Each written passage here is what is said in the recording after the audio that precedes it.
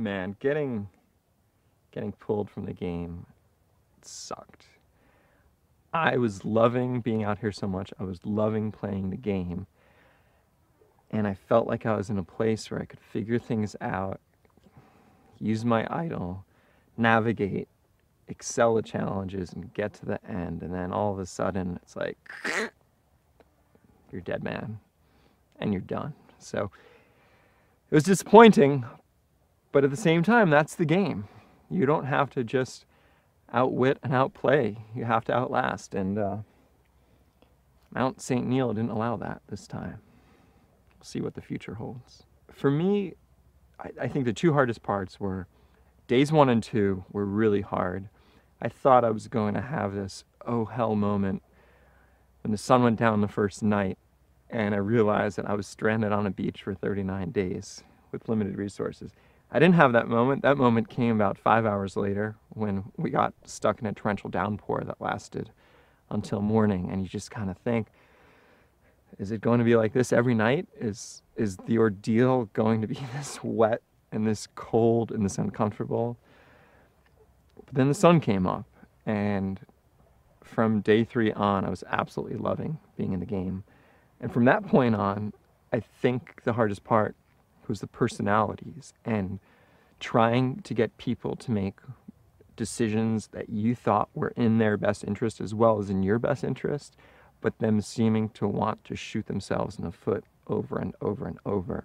Back on Brain Beach, Peter and Liz were a great example of that. We wanted to go with this Young Bucks alliance, keep the tribe physically and mentally strong, yet they were set on getting me out, which in turn led to them targeting Aubrey because they thought I had this thing, which I didn't yet.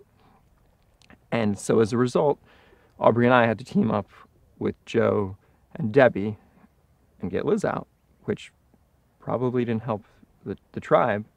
It certainly didn't help Liz. But people act against their best interests sometimes, and it's frustrating. It was great to be unplugged for as long as I've been. I've never gone this long without internet since the internet was invented.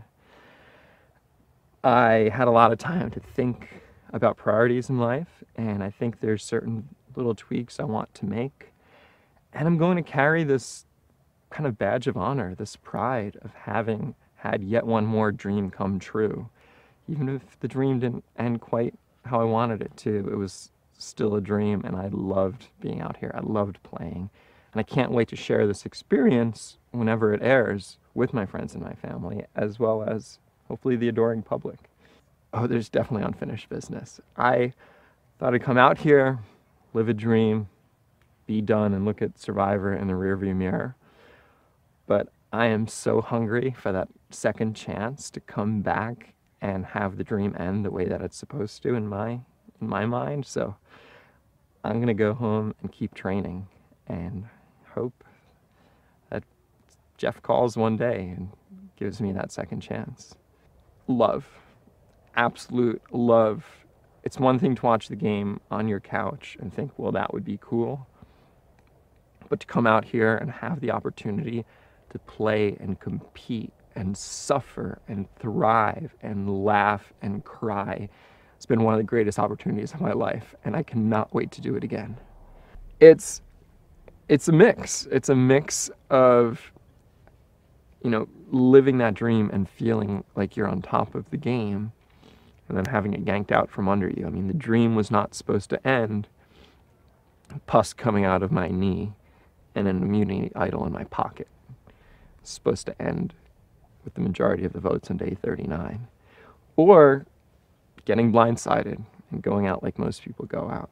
So it does feel like unfinished business, but I'm also one of those people that just truly believes that the journey is the reward, and this has been such a satisfying journey. Not just the 19 days that I was in the game, but the 1.5-year process to get into the game and ready myself for the game and get back into peak physical shape, which I'd let myself go for years and years and years, and to have something else to focus on other than my ice cream business.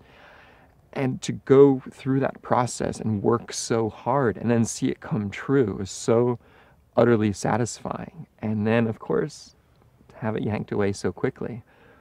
But it's amazing. It was an amazing, amazing experience that I will hold near and dear and look back with many smiles and many laughs, maybe a tear or two for the rest of my life.